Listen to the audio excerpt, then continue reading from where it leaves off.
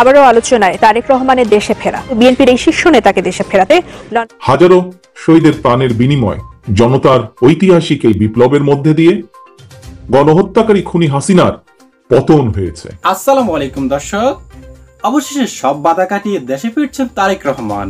দর্শক, ছাত্র জনতার সাহসী আন্দোলনে আবারও স্বাধীন হলো বাংলাদেশ, দূর হলো স্বৈরাচারী ও প্যাসিবাদী সরকার, যার ফলে কিন্তু আবারও রাজনীতির মাঠে চাঙ্গা হতে চলেছে বাংলাদেশ জাতীয়তাবাদী দল বিএনপি। কিন্তু নেতৃত্ব দিবে কে?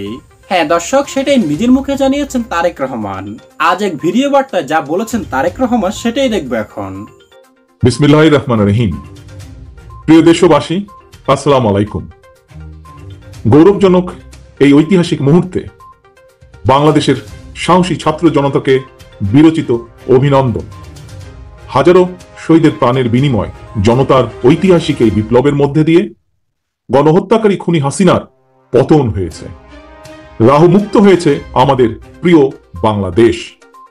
জনতার বিপ্লবের প্রথম ধাপ চূড়ান্তভাবে সফল হয়েছে।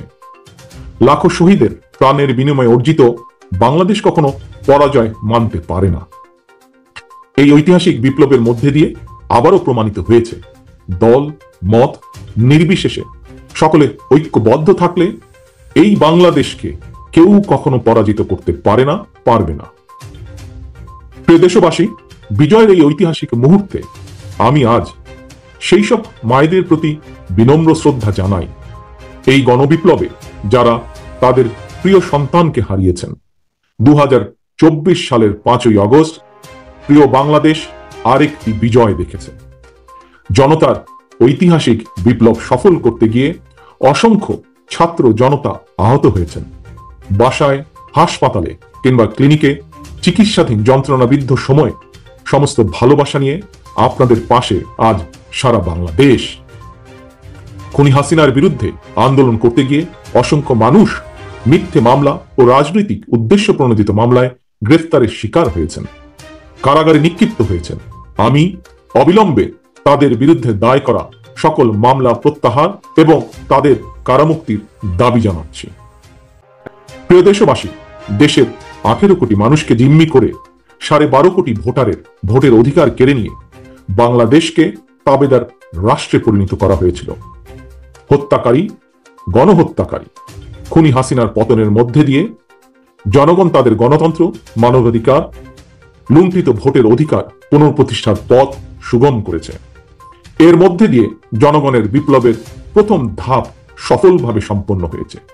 এরপর একটি অবাধ সুষ্ঠু নির্বাচনের মধ্য দিয়ে যেদিন দেশের 12 কোটি ভোটার নিরাপদে নিশ্চিন্তে ভোট দিয়ে জনগণের কাছে জবাবদিহিমূলক সরকার প্রতিষ্ঠা করতে পারবে, রাষ্ট্র সরকার শাসন প্রশাসনে মুক্তিযুদ্ধের মূল মন্ত্র সাম্য, মানবিক মর্যাদা প্রতিষ্ঠিত করতে পারবে, তখনই জনতার ঐতিহাসিক বিপ্লবের চূড়ান্ত সফলতা আসবে। প্রিয় দেশবাসী, জনতার ঐতিহাসিক বিপ্লবকে চূড়ান্ত লক্ষ্যে পৌঁছতে তাই যথাসম্ভব দ্রুততম সময়ের মধ্যে একটি অবাধ, সুষ্ঠু, নিরপেক্ষ নির্বাচনের আয়োজন করতে হবে। জনগণের দ্বারা নির্বাচিত প্রতিনিধিদের কাছে দ্রুততম সময়ের মধ্যে অবশ্যই ক্ষমতা হস্তান্তর করতে হবে।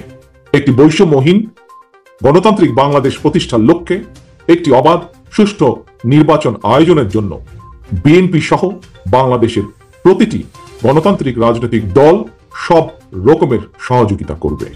সুতরাং বিজয়ের এই আনন্দঘন সময়ে রাহুমুক্তির এই ঐতিহাসিক মুহূর্ত শান্তভাবে উদযাপন করুন। অনুগ্রহ করে কেউ প্রতিশোধ কিংবা প্রতিহিংসা পরায়ণ হবেন না। কেউ নিজের হাতে দয়া করে আইন তুলে নেবেন না।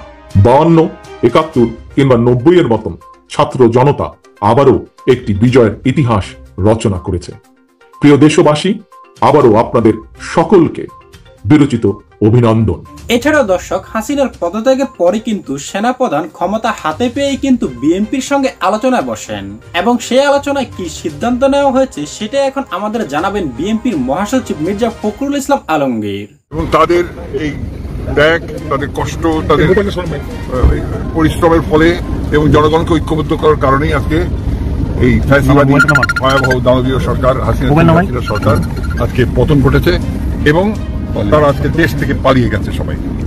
এটা একটা বিশাল সাফল্য এবং সেই জন্য my hats off to the students এবং ছাত্রদের প্রতি আমাদের সেই অভিবাদন সকলের আমাদের দলের পক্ষ থেকে। আমরা এখানে এই পতনের পরে দেশকে সুস্থভাবে পরিচালনা কিভাবে করা যায় তার পরামর্শ নেওয়ার জন্য সেনাবাহিনীর প্রধান এবং 3 বাহিনীর প্রধান তারা আমাদেরকে আমন্ত্রণ জানিয়েছিলেন।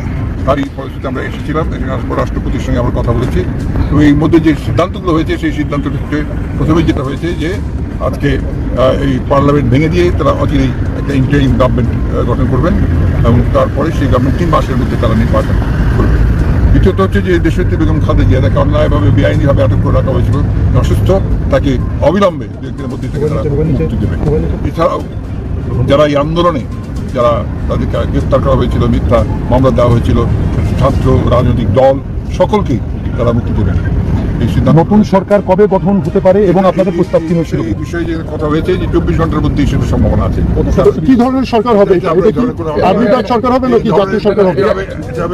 একটা ইন্টারিম গভর্নমেন্ট, সেটা ক্যারেক্টারটা হবে, আমরা যেটা প্রস্তাব দিয়েছি সেটা হচ্ছে নির্দলীয় ক্যারেক্টার হতে হবে এবং 3 মাসের মধ্যে নির্বাচন অনুষ্ঠিত হবে। এটা ঠিক করবে কারা? কিভাবে ঠিক হবে? হয়নি ভাই, আপনার কোনো প্রস্তাব দেন কিভাবে ঠিক হবে? আমাকে একটু বলবেন প্লিজ।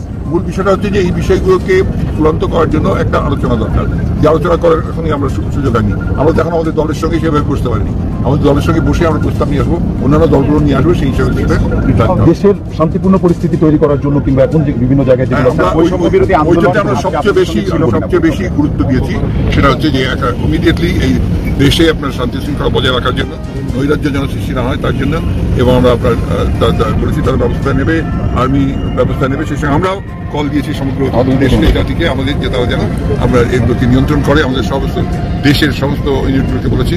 তাছাড়া ছাত্র নেতারা তারাও বলছে এবং তারা আজকে এখানে অনেকেই ছিল, পুরো হয়তো আসেন, হয়তো কালকেও তারা আবার বসবে, এই বিষয়টা নিয়ে তারা চূড়ান্ত করবে। সবার সঙ্গে একসঙ্গে বসেছেন আলাদা আলাদা ভাবে? আমরা একসাথে এখানে প্রায় 6 জন ছিলেন। রাষ্ট্রপতির বক্তব্য কি ছিল? রাষ্ট্রপতির বক্তব্য তো আপনারা শুনেছেন, 10টার সময় 10টা ভাষণ